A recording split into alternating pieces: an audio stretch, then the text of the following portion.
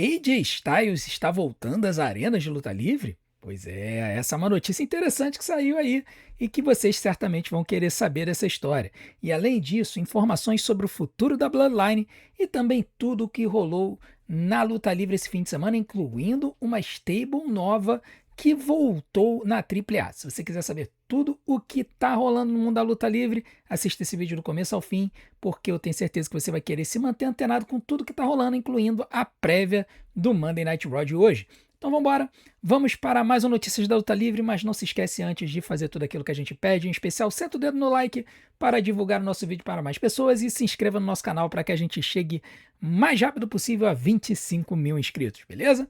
Vamos que vamos começar aí com a AAA porque tivemos stable nova surgindo aí. Não é nova, né? É uma stable que já existiu há muito tempo atrás na AAA e que está voltando agora, que foi essa stable chamada de Perros del Mal, que é um grupo que surgiu em 2008, na verdade, na luta livre mexicana. Foi fundada pelo lendário Perro Aguayo Jr., um lutador muito lendário lá no México, quando ele e um grupo de lutadores saíram da CMLL para fazer uma companhia independente, né? E era Perros del Mal é, alguma coisa, né? Tinha um nome essa companhia de luta livre independente. E aí, quando foi em 2010, eles invadiram a AAA numa storyline de invasão. E aí eles começaram a tomar conta lá, fizeram uma super stable com Dorian Rondon e tudo mais. E aí eles tinham uma gimmick, né, um nome, uma frase, que era Dios perdona los perros no, né, que Deus perdoa os cachorros não, né, os cachorros do mal. E aí essa stable ela funcionou até 2015, quando infelizmente o Perro Aguayo Jr. ele faleceu numa luta em que inclusive o Rey Mysterio estava participando, né? Essa luta aconteceu numa companhia independente lá no México e foi basicamente o Rey Mysterio deu uma tesoura no Pero para jogar ele nas cordas. Quando ele bateu nas cordas com o peito, ele acabou fraturando umas costelas, porque ele foi muito forte nas cordas, né? E aí ele acabou tendo um infarto. E quando o Rey Mysterio foi dar o 619, ele já segurou, porque ele viu que o Pero já estava caindo. E infelizmente ele faleceu no ringue. A stable praticamente morreu depois disso. E agora, em 2026, a WWE resolveu revitalizar esse grupo. E esse grupo ele apareceu atacando o El Grande Americano, né? O nosso queridíssimo Ludwig Kaiser. Como é que aconteceu a situação? O El Grande Americano estava no ringue, fazendo uma promo, falando que ele ia atrás do Dominic Mysterio e do mega campeonato da AAA. Lembrando que ele tem direito a enfrentar o Dominic por ter vencido o Rey de Reyes mais cedo no ano. E aí apareceu na rampa uma lutadora, Carmen Petrovic, da NXT. Estava com um casaco, né, um agasalho. Quando ela chamou a atenção dela, grande americano, outros 3 lutadores cercaram o ringue. O Angel e o Berto, que eram do legado do Fantasma, e o Daga, que é uma lenda da AAA. E aí, quando o El Grande Americano circundou e começou a encarar eles, o Bronco Nima, também da NXT, membro do OTM, veio por trás e atacou o El Grande Americano. E aí os 5 vieram para cima dele, né? Os 5 estraçalharam com o El Grande Americano. E aí depois eles tiraram o casaco e mostraram as camisas do Perros del Mal. Inclusive, eles fizeram o Dave Meltzer fez uma biografia da AAA e ele falou que essa camisa aí do Perros del Mal é uma camisa que vendia tanto quanto a camisa do Austin 316 lá no México na época desse grupo. Era um grupo extremamente famoso, né? Então, assim, é muito interessante. Esse grupo, no passado, teve o próprio Daga, que é esse lutador que está no meio, tá? Então, por isso que eles fizeram essa associação com o Perros del Mal antigo, né? Porque eles pegaram um lutador que fez parte desse grupo, que é esse Daga, que está no meio, e juntaram 4 lutadores da WWE. Juntaram o Angel Berto, do legado da Fantasma, e juntaram aí o Bronco Nima e a Carmen Petrovic. E vai ser interessante a gente ver o que vai acontecer aí com esse grupo, como é que eles vão atuar na AAA. Então, quem teve a oportunidade de ver o show nesse fim de semana, eu quase consegui fazer live, mas não deu tempo, não tive como. Mas essa próxima semana talvez a gente consiga. Quem viu curtiu aí a estreia de Los Perros del Mal, os novos Perros del Mal na AAA. Nesse show a gente também teve a divulgação da próxima luta da Lola Vice, defendendo o campeonato da NXT. Ela vai defender o campeonato da NXT na AAA, lutando contra a La Hiedra no próximo show, no dia 27, né? Então, semana que vem, a Lola Vice vai estar lutando e defendendo esse título. E um outro detalhe interessante, e aí isso chamou muita atenção, é que aparentemente no show o Rey Mysterio disse que em breve ele iria trazer uma lenda da luta livre, né, um ex-campeão mundial para a AAA, alguém que nunca lutou na AAA.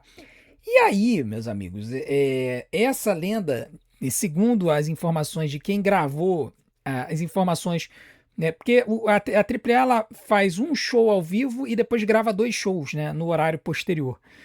Quem viu o show gravado depois, viu que esse lutador é ninguém mais, ninguém menos do que o Padre Damião, né, o Mr. Lola Vice, Damian Priest. Damian Priest apareceu no show, disse que estava ali e queria passar um tempo ali, queria investir um tempo na AAA. Então, assim, surpreendente isso, porque o Damian Priest é metade do campeão, de ser campeão de duplas, né, do SmackDown, juntamente com o R-Truth, e agora ele vai passar uma temporada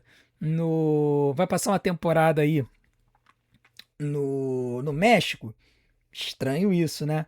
Vamos aguardar para ver o que vai acontecer. Eu tô começando a achar que a WWE pode tirar esse título do R-Truth e do Damian Priest aí. Ressalte-se que o Damian Priest e a Lola Vice estão juntos, né? Tem um relacionamento. Lola Vice que já aparece há tempos na AAA, agora vai aparecer com o namorado aí. Agora vamos falar sobre notícias mais gerais aí do mundo da luta livre. Durante a semana passada, no SmackDown, a gente foi surpreendido com a luta do Cody Rhodes com o Jey Uso, abrindo o show do Cody Rhodes com o Jey Uso, coisa nenhuma, né? Do Cody Rhodes com o oh, meu Deus do céu! O Cody Rhodes contra o Gunther, né? O Jey Uso foi mais pra frente no show. Cody Rhodes e Gunther pelo campeonato da WWE. Essa luta foi a abertura do show. E a gente, no mesmo dia, tinha um jogo do Brasil, né? E a gente ficou especulando por que eles resolveram antecipar a luta. Nós aqui no Brasil começamos a dizer o seguinte: olha, a gente acha que foi por causa do jogo do Brasil na Copa do Mundo. O jogo do Brasil começava meia hora depois, 9h30, o show abriu 9 horas. Mas o pessoal notou, pô, acho que não é isso não, tal, é porque eles vão fazer alguma coisa ao longo do show. E foi exatamente isso que aconteceu. O Cody Rhodes venceu a luta, teve o reinício e tudo mais. E aí, conforme o show foi desenrolando, eles desencadearam a história que desembocou na Triple Threat no Night of Champions, né, entre o Cody Rhodes, o Gunther e o Sami Zayn, que era o juiz da luta. Pois bem, tem gente na gringa que está dizendo que a luta entre o Cody e o Gunther foi posicionada no começo do show exatamente por causa do jogo do Brasil, tá? A TJI Wrestling, ela especulou de que a luta foi antecipada e foi cortada por conta do jogo do Brasil. E a gente estava com as 2 imagens aqui, né? A gente estava com a imagem do show e a imagem do jogo. E aí a gente percebeu que na hora que terminou os hinos do Brasil e do Haiti, foi quando terminou a luta do Cody e do Gunther. Então, claramente, pelo menos a primeira parte da luta, ela foi cortada na hora que foi começar o jogo do Brasil. Depois teve o reinício e tudo mais, aí pegou um pedacinho do jogo do Brasil, mas parece que a WWE meio que casou ali a situação batendo ali com o horário do jogo. E por que eles fizeram isso? Porque, claro, a seleção brasileira ela é das seleções mais populares do mundo, ela atrai uma audiência de vários espectros. A WWE, lógico, tem muito fã que é latino, que gosta de futebol, então eles sabiam que eles poderiam ter problemas de audiência tanto nos Estados Unidos quanto fora, caso eles chocassem qualquer luta com o jogo. É uma especulação interessante e ainda mais considerando que eles pretendiam criar uma história depois para setar a Triple Threat para o Night of Champions. Porque se não fosse isso, eles poderiam perfeitamente ter colocado a luta no main event. Mas se eles tivessem colocado no main event, eles não teriam tido a chance de elaborar isso. Teria que ter sido meio corrido, né? Tipo assim, o Sami interferir na luta, causar a desclassificação, viu o Nick Aldis falar, olha, vamos acabar com isso, vai ter uma Triple Threat no Night of Champions. Não teria tido a construção de história que acabou tendo no show, tá? Então, eu imagino que aqui eu tenho que concordar, porque assim, essa luta, sinceramente, se fosse para ter a construção posterior num show normal, ela não teria acontecido na abertura do show, ela provavelmente teria acontecido na cabeça da hora ali, ou 10 horas ou 11 horas. Ela não teria sido main event, mas também não teria sido a abertura, na minha opinião. Eles acabaram colocando realmente por causa do jogo do Brasil. Tá? A WWE vai enfrentar esses problemas aí com a audiência ainda por mais uma semana. Depois vai começar a segunda fase, aí a segunda fase vai ter jogo de tarde, vai ter jogo de noite, mas já não vai pegar jogo muito tarde, acredito eu. Já não vai ter jogo 10 horas da noite e tal. Então já vai começar a não bater de frente com os horários dos shows da WWE. Uma outra coisa que surgiu desse show do SmackDown foi a vitória do Jey Uso, né? E aqui a gente fez um rage bait lindo aqui no canal para poder fazer a galera assistir o vídeo. Mas a verdade é que não sou só eu e não é só a maioria dos criadores de conteúdo sobre WWE que não gostaram do resultado, né? Que não gostaram do Jey Uso avançando, vencendo o Javon Evans e ainda por cima vencendo ele limpo. Né? A verdade é que existem muitas críticas a respeito dessa vitória. A taxa de likes e dislikes do vídeo com os melhores momentos da luta no canal da WWE atualmente está em 22% de like e 78% de dislikes, ou seja, um vídeo absurdamente detonado pelos fãs da WWE. E aí, muita gente fazendo comentários depreciativos. Né, no X, por exemplo, um usuário chegou e colocou, fazer novos talentos? Não, é level alcoólatra de 40 anos que não consegue tomar um bump de neckbreaker direito, é isso que nós fazemos. Enquanto que teve outros fãs comparando o push do Jey Uso ao do Jinder Mahal, né, que foi um lutador que não merecia ser campeão mundial, mas a WWE empurrou com uma agenda, que era entrar lá no cenário indiano, né, entrar com mais popularidade na Índia. E aí, cara, o Jey Uso é nesse ponto que a forma como ele reage acaba deixando o pessoal ainda mais irritado. E aí, aquele negócio, se ele é um twinner / heel, ele tá fazendo o trabalho dele. Né? Ele tá fazendo o trabalho dele. Mas se ele teoricamente é um face, porque a gente fica na dúvida, né? Ele faz it com o público, manda voltar a música e tal, mas na hora de fazer promo, ele é heel, né? Ele no Instagram, ele disse, vocês realmente me amam agora? Esperem até eu bater o Obafemi. Quanto mais vocês me odeiam, mais duros vocês ficam. Duros no sentido de grana, né? E então, assim, o Jay, ele instiga. Não é a primeira vez. Né? Na primeira vitória dele no King of the Ring, ele também instigou o pessoal, né? Jogando na cara, olha, pode me odiar o quanto vocês quiserem que eu vou continuar aqui, eu vou continuar vencendo. E aí, cara, é aquele negócio, é o que eu falo, se o Jey Uso estivesse interpretando um heel, full-blown heel, né, um heel 100%, essa postura dele estaria perfeita, né, ele estaria só farmando hate e fazendo o público se voltar contra ele. Só que ele não age dessa forma, né? Ele quando chega na arena, ele brinca com as crianças, ele faz it, né? Então, assim, é contraditório. É contraditório. Então, fica aquela coisa, aquela dúvida, né? Até onde vai essa situação? Já tem algum tempo atrás, teve até um comentário no vídeo do resumo do show. Eu já fiz um comentário, já tem alguns meses, de que a WWE tem fugido um pouco da ideia de lutadores heel e face. Tem alguns que são muito escrachados, né, que são muito claramente heels ou muito claramente face. Por exemplo, Rick Sainz, muito claramente heel. Cody Rhodes, muito claramente face. Mas tem alguns lutadores que estão fugindo um pouco dessa dualidade, que estão tendo uma persona mais realista, com mais camadas. Nós temos, por exemplo, o Sami Zayn, que é um face esquentadinho da cabeça que faz besteira. Nós temos o Roman Reigns, que é um face arrogante que sabe do lugar dele no panteão dos lutadores.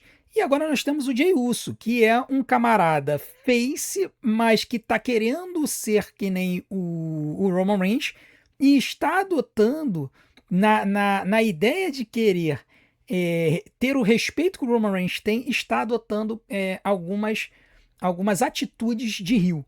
Então, quando a gente observa isso, a gente começa a ter um cenário de lutadores que tem personas mais complexas e que podem ser mais interessantes da gente ver. Então, a gente precisa ver esse direcionamento criativo, porque parece uma novidade, é uma coisa que a gente via muito lá na Attitude Era, um pouquinho na Ruthless Aggression Era, mas quando chegou na PG Era, isso morreu. Né? Na PG Era, a gente começou a ter personagens face e personagens heel. Mesmo na Reality Era, que as histórias eram calcadas em uma realidade dos lutadores, né? Então, se você pegava o lutador baixo, você jogava na cara dele que era um lutador B+, como foi no caso do Daniel Bryan, você ainda tinha lutador face e lutador heel muito claro, e isso continuou ao longo dos anos. Agora, parece que eles estão dando uma dissociada nisso e criando personagens mais complexas. Então, vamos ver se é isso mesmo ou se é o criativo da WWE que está um desastre, tá? A gente tem que aguardar e ver isso aí. Tem outros lutadores aí que também partem para essa linha. O Montesfort também é meio cinzento. Drew McIntyre, ele é aquele guerreiro chorão, né, que fica reclamando de tudo.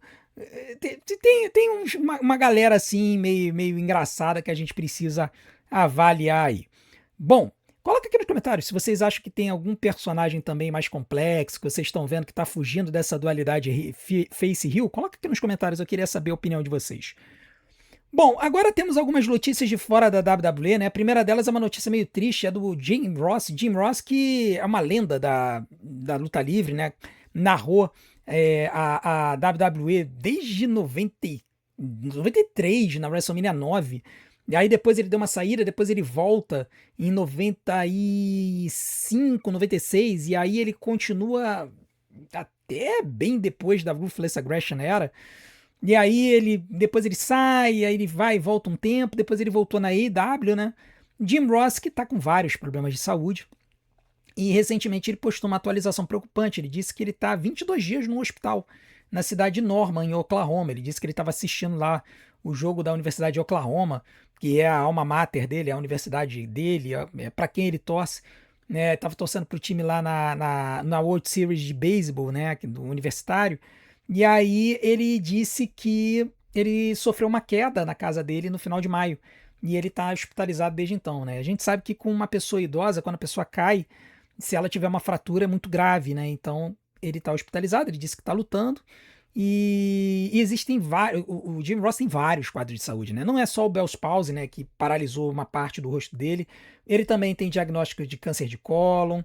Ele também tem investigação de Alzheimer ou demência. Então, assim, o Jim Ross ele tá realmente passando por um momento muito delicado. Ele que narrou uma luta no Double or Nothing, né? O último PLE da AEW. E agora ninguém sabe, né? O que vai acontecer com ele. Então, nossos desejos de melhoras aí para o Jim Ross. Uma outra pessoa que está passando por uma certa dificuldade da AEW é o MJF, né? O MJF, ele forneceu uma atualização sobre o joelho dele, né? A gente sabe que ele machucou o joelho na luta contra o Rush, uma luta que aconteceu algumas semanas atrás pelo Campeonato Mundial da AEW. E aí, numa aparição no podcast Shut Up and Wrestle com o Brian Solomon, o MJF revelou que o joelho dele ainda está doendo e que ele está com muita dor, mas que ele precisa aparecer porque ele é o principal lutador da empresa. Ele disse: enquanto você está me entrevistando agora, meu joelho está me matando. Ele está inchado até o fim. Eu estou com uma dor terrível. Mas a culpa é minha, porque eu sou o cara do topo e as pessoas estão contando comigo para garantir que a gente vá bem. Então eu tenho que amarrar minhas botas e entrar naquele bendito daquele ringue. É claro que eu sanitizei todos os palavrões que ele utilizou, porque o cara, a cada 10 palavras, 7 ele fala palavrões. Mas é interessante a gente ver, o MJF se comprometendo com a companhia, sabendo que a AEW não é que ela precisa do MJF, que ele tem, a AEW tem vários outros talentos, mas o MJF é um dos carros-chefes da AEW hoje. E ele sabe que a ausência dele poderia tirar um pouco do brilho da companhia. Então, ele ali tá se esforçando, tá lutando como campeão. Ele poderia ter entregue esse título, ele poderia ter perdido o título, mas ele tá se mantendo como campeão. E ele tá correndo atrás mesmo, estando com problema no joelho. Eu, particularmente, acho isso meio preocupante, porque uma lesão mais grave pode causar um problema de longo prazo, né? A gente sabe, por exemplo, da Rhea Ripley, que tem um problema no ombro, que ela nunca consertou, ou o Penta, que tem um problema no bíceps também. Então, assim, o ideal é, cara, se a lesão é séria, a pessoa parar e cuidar disso. A própria Rhea Ripley agora tá com um problema no joelho, né? Então, o ideal é para você pensar no longo prazo, cara, para agora, cuida da saúde e volta depois. E aí, a verdade é que a AEW tem muitos outros lutadores que também poderiam carregar a companhia agora, né? Eu acredito que talvez o MJF perca esse título no All-In, né? E a gente vai ter o Forbidden Door agora, vai ter a final do torneio Owen Hart. Eu acredito que o Will Ospreay deve vencer e o Will Ospreay deve vencer o título no Wembley, no estádio Wembley lá no All-In. Então, pelo menos depois dessa vitória, o MJF consegue dar uma descansada nesse joelho aí e relaxar. Vamos esperar para ver se o cara vai se cuidar ou se vai continuar lutando mesmo com o joelho todo estropiado. Uma outra notícia que surgiu no mundo da luta livre essa semana, nesse fim de semana interessante, é sobre a TNA. Por quê? A TNA, a gente sabe que tem horas que dizem que vai falir, tem horas que dizem que não vai falir, tem horas que dizem que vai vender, tem horas que dizem que não vai vender. Pois bem, após uma série de cortes de pessoal na companhia, eles mandaram, por exemplo, o Sami Callihan embora. O Sami tinha se aposentado do Rings, ele imaginava que fosse entrar no criativo, mas a companhia mandou ele embora. O Tommy Dreamer, que trabalhava no criativo, trabalhava com o pessoal nos bastidores, foi mandado embora, e inclusive tem uma série de controvérsias sobre ele, um monte de gente falando um monte de coisa sobre o Tommy Dreamer. Teve um reporte do jornalista esportivo Blake Avignon, que disse que a TNA teria setado um preço de venda, né? A Anthem, que é a dona da TNA, teria setado um preço de venda para a companhia. Ele disse que o mínimo pela Anthem seria 30 milhões de dólares, sendo que o valor de preferência de venda seria um valor entre 40 e 50 milhões de dólares. Esse valor é maior do que uma oferta que foi feita por um grupo capitaneado pelo Scott D'Amore, que era um ex-manager da TNA, trabalhou nos bastidores, foi mandado embora, quis voltar. O Scott D'Amore juntou um grupo, ofereceu 10 milhões de dólares pela companhia para a Anthem, e a Anthem não vendeu na época e nem fez contraproposta. Tá? Esses 10 milhões de dólares iriam incluir a assunção da dívida da companhia. Aparentemente a TNA tem muita dívida, né? E aí eles iriam pagar 10 milhões de dólares, iriam assumir a dívida e iriam pegar a TNA. A Anthem não aceitou. Hoje, a Anthem entende que a companhia vale mais. E isso se deve muito ao acordo de televisão que a TNA fechou com a AMC. Tá? Um acordo que supostamente a WWE ajudou a fechar. Só que, ainda segundo o jornalista, esse acordo de TV com a AMC seria um dos motivos pelos quais a WWE não se interessaria em comprar a TNA direto, né? Porque esse acordo, a WWE não teria controle sobre esse acordo, né? Foi um acordo fechado anteriormente, com outras cláusulas e tudo mais. E a WWE iria assumir esse acordo, e a WWE não quer isso. Ela gosta de ter as coisas sob a sua tutela, ela organizar o contrato e tudo mais. Então, esse seria um dos motivos pelos quais a WWE não compraria a TNA, apesar de ser um valor que, pô, ela tira do bolso, né? 30 milhões, 40 milhões de dólares, a WWE tiraria do bolso para comprar a TNA. Mas ele disse que o principal motivo pelo qual a WWE não compra a TNA é a dívida tóxica dela, que a gente não tem ideia do montante, mas parece que é bastante elevado, né? Então, assim, para a WWE comprar uma companhia que está endividada, praticamente em falência, só para poder ter acesso à biblioteca ou manter ela como uma companhia independente ali de acesso para a WWE, não faz sentido. Ele mesmo disse que a WWE ela tem hoje um caminho de entrada que não precisa da TNA. A verdade é que a WWE ela construiu uma escada de acesso à WWE por meio de lutadores de diversas fontes, né? Você tem o acesso via WWE, que é do companhias do cenário independente que tem um acordo com a WWE para fornecer lutadores. Você tem a NIL, que é um tipo de contrato que eles fazem para atletas universitários, para pegar esses atletas e desenvolver. E você tem a LFG, que é um programa que passa na TV nos Estados Unidos, onde eles pegam atletas e lutadores para poder fazer uma história, para treinar e fazer um contrato com a WWE. E aí os lutadores dessas três vias de acesso entram pela Evolve, e aí da Evolve eles partem para a NXT, da NXT eles partem para o main roster. Isso pelo caminho independente, porque também tem lutador que a WWE contrata de vários lugares, né? E aí, às vezes, eles podem ir, por exemplo, Naraku. O Naraku foi contratado, terminou o contrato com a New Japan, né? O Evil terminou o contrato com a New Japan. A WWE foi lá e contratou a Persephone, acabou o contrato com a CMLL, ela foi para Persephone não, né? A La Catalina. A WWE está pensando em contratar a Persephone, mas a La Catalina saiu da CMLL, foi para a AAA e dizem que existe o interesse de trazer a Catalina para a NXT de volta. Ela já lutou na NXT no passado. Então, tudo isso, assim, a WWE já tem uma via de acesso tão bem construída que ela não precisa da TNA. Essa que é a verdade. Então, é importante que se diga isso. Aparentemente tem um preço para vender, mas o Matt Hardy, em entrevista ao John Alba nesse fim de semana, disse que a companhia não estava vendo e que ela estava focando em aumentar os lucros, tá? Então, vamos ver aí o que vai acontecer. A TNA hoje tem um acordo de colaboração com a WWE. É comum, às vezes, lutadores da NXT aparecerem na TNA. Ano passado teve uma storyline de invasão entre os dois. Vamos aguardar para ver como é que vai continuar essa historinha aí das duas companhias. Agora vamos falar de uma dupla mega campeã que vai se afastar um pouco dos rings. Nós estamos falando do FTR, tá? FTR, que é Cash Wheeler e Dex Harwood, são mega campeões, talvez considerados uma das melhores duplas do mundo hoje. Tem gente até que coloca eles como a melhor dupla de luta livre do mundo. Existe inclusive uma especulação de que eles poderiam ter um interesse para voltar para a WWE poderia ter o interesse de trazer eles de volta. O Dex, ele recentemente publicou umas fotos de família do Instagram enquanto estava de férias e ele disse que ele e o Cash Wheeler vão se afastar dos rings por um tempo. Tá? Ele disse que ele e o Cash Wheeler estão trabalhando incansavelmente desde 2014 e estão física e emocionalmente exaustos. Ele também disse que já trabalharam no Collision e no Dynamite ao mesmo tempo por um tempo, né? E isso acaba aumentando as viagens e é cansativo.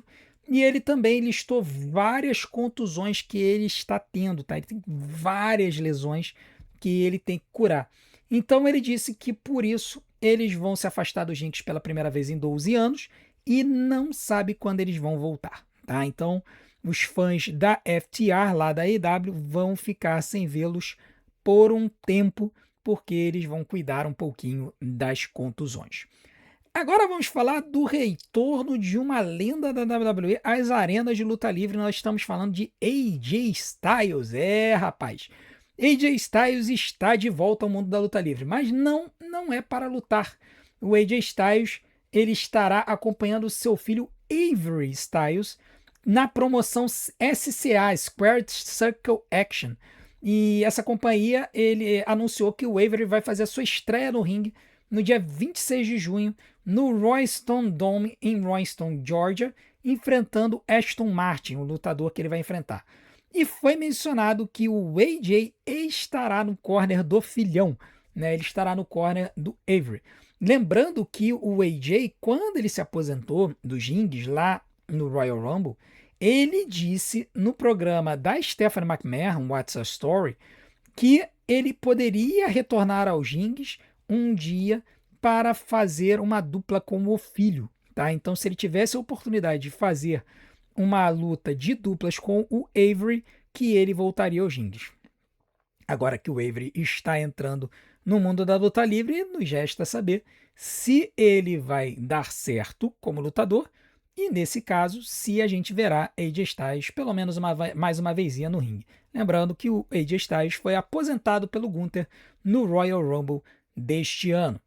Agora vamos falar um pouquinho de Bloodline, né? Bloodline, que o pessoal tá aí vendo a história, né? O o Jacob Fatu reconhecendo o Roman Reigns, mas não reconhece o Jey e o Jimmy. Aí tem o Solo Sikoa, que vem, não vem. Já se estressou com os MFTs no SmackDown. Pois bem, a grande pergunta é: será que essa história vai ter um fim em breve? Né? Tem gente imaginando, de repente isso aí tá tudo sendo construído, eu mesmo, né? Está sendo tudo construído pro Obafemi vir e aniquilar todo mundo. Pois é. A Turnbuckle Gold afirmou recentemente que, segundo fontes próximas à WWE, o reinado de Roman Reigns como campeão mundial dos pesos pesados não deve terminar tão cedo. Isso significa que talvez o Obafemi não enfrente ele ou não derrote ele no SummerSlam? Pois é. Segundo o relatório, a WWE está satisfeita com o progresso da história da Bloodline desde a WrestleMania, especialmente com a inclusão do Jacob Fatu dando uma nova vida à história. Realmente, lembrando que a inclusão do Jacob Fatu criou uma treta aí, porque o Jey Uso claramente está boladinho, porque o Jacob Fatu está recebendo uma atenção maior do Roman. Né? E apesar do Jey ser considerado o braço direito do Roman, a verdade é que é o Jacob que está fazendo as coisas pro Roman aí nas histórias, indo no SmackDown, tentando pegar ali, convocar ali o Solo Sikoa para o grupo. Vamos aguardar para ver o que vai acontecer com essa história. Né? Eu ainda acho que o Obafemi poderia chegar ali e aniquilar com o Roman Reigns, mas conhecendo o passado da Bloodline, com certeza todo mundo vai entrar para atazanar com a vida do Oba, causar a derrota dele, e aí talvez a gente tenha a continuação dessa história aí para o ano que vem, aí sim com o Obafemi de repente derrotando o Roman Reigns na WrestleMania 43, que vai acontecer na Arábia Saudita. Vamos aguardar para ver se essa história vai se confirmar. Agora vamos falar de SmackDown, o SmackDown do dia 4 de setembro, que iria acontecer em Cincinnati, Ohio, foi cancelado. Isso não é comum de acontecer assim, tá? A WWE ela vai lá e ela agenda o show para um determinado local e ela mantém o show, assim, mesmo que não tenha uma grande venda de ingressos. É muito raro eles cancelarem um show por conta de algum problema. E eles cancelaram o de Cincinnati. Por quê? Não se sabe. Não se sabe se foi por conta de venda de ingressos, se foi por algum outro motivo. Mas a verdade é que a WWE resolveu cancelar esse show e resolveu dar o fim de semana de folga para os lutadores, porque vai ser o fim de semana do feriado do Dia do Trabalho nos Estados Unidos. Então eles resolveram, bom, vamos fazer o seguinte, vamos dar o fim de semana para eles, para que eles possam descansar, e aí a gente retorna, né, no dia seguinte, na segunda-feira seguinte, na segunda-feira, no dia 7 de setembro. E aí a grande pergunta é, quando que esse show vai acontecer? Ele precisa acontecer. Então existem duas especulações. Ou o show ser gravado no show de Cleveland, na sexta-feira anterior, no dia 28 de agosto, então teria o SmackDown do dia 28 de agosto, e se gravaria o SmackDown da semana seguinte, logo depois, ou gravá-lo depois do Monday Night Raw na segunda-feira seguinte, que acontece em Birmingham, Alabama. Eu, sinceramente, acho que eles vão gravar no SmackDown, porque não faz sentido você pegar os lutadores na sexta-feira, fazer um SmackDown ao vivo, e aí fazer com que eles viajem, eles vão para casa, mas aí viajem na segunda-feira para ir para um outro show, que vai ser o Monday Night Raw, e aí eles gravarem o SmackDown lá. Então, assim, para mim faz mais sentido, terminou o SmackDown ao vivo, eles gravarem as lutas do SmackDown da semana seguinte. E aí os segmentos, né, as histórias no ringue, nos bastidores, eles podem ir gravando ao longo do dia, ou se for segmento dentro do ringue, gravar também depois, e aí mandar o pessoal embora. Eles gravarem ali 5 lutas, mais um segmento no ringue, vai ocupar mais 1h30 mais ou menos do pessoal que está ali na arena, não vai ser um grande problema. Tá? Então eu acredito que eles podem acabar partindo para essa linha aí, e aí eles liberam o pessoal do SmackDown, dá o fim de semana seguinte de folga e faz com que eles voltem na outra semana. E para terminar, vamos falar da prévia do Monday Night Raw de hoje, live a partir de 8h30 da noite aqui no canal. Eu conto com a sua presença. Nós teremos o Obafemi e o Jey Uso vindo para o ringue para falar. Nós também teremos a Liv Morgan e a Io Sky vindo para o ringue para falar, provavelmente. Pelo menos todos os 4 vão aparecer. Obafemi e Jey Uso, finalistas do King of the Ring. Liv Morgan e Io Sky, finalistas do Queen of the Ring. Nós também teremos a aparição de Chad Gable no show. Também teremos como luta confirmadas Dragon Lee e Ethan Page, ali uma luta no cenário do Campeonato Intercontinental. Também teremos, pelo Campeonato de Duplas Masculinos, Division enfrentando os Street Profits. E pelo Campeonato de Duplas Femininas, Paige Bribella defendendo o título contra Bayley e Lyra Valkyria. Tá? Então, nós teremos um show aí interessante, 2 defesas de título. Teremos o final aí, os últimos acertos do King and Queen of the Ring. Lembrando que nesta semana, no próximo sábado, nós teremos o Night of Champions acontecendo de tarde aqui no Brasil, e nós estaremos aqui também cobrindo. O Night of Champions vai ser coberto ao vivo. Esse Monday Night Raw de hoje vai passar ao vivo às 3 da tarde, porque ele vai ser em Londres, tá? Só que o tiozão trabalha, vocês sabem disso. Então, 8h30 da noite, a gente terá a nossa queridíssima live CLT aqui no nosso canal, beleza? Eu conto com a sua presença, não deixe de comparecer e ajudar a gente, porque vai ser live CLT hoje e sexta, e isso detona com a arrecadação do nosso canal. No fim de semana teremos live do Night of Champions, teremos live também do Great American Bash da NXT. Então, fiquem ligados, fim de semana vai ser bem parrudo de lives aqui no canal. Muito obrigado a todos pela sua audiência. Não deixem de fazer tudo aquilo que a gente pede para continuar ajudando o nosso canal. Deixe seu like, se inscreva no canal, ative o sininho para receber as notificações dos nossos próximos vídeos. Deixe seu hype, acima de tudo, assista e maratona os nossos vídeos, porque tempo de visualização é o que faz o YouTube divulgar a gente. Eu vou deixar mais opções aqui na tela para vocês. Desde já, meu muito obrigado. A gente se vê do outro lado. Um grande abraço. Até a próxima.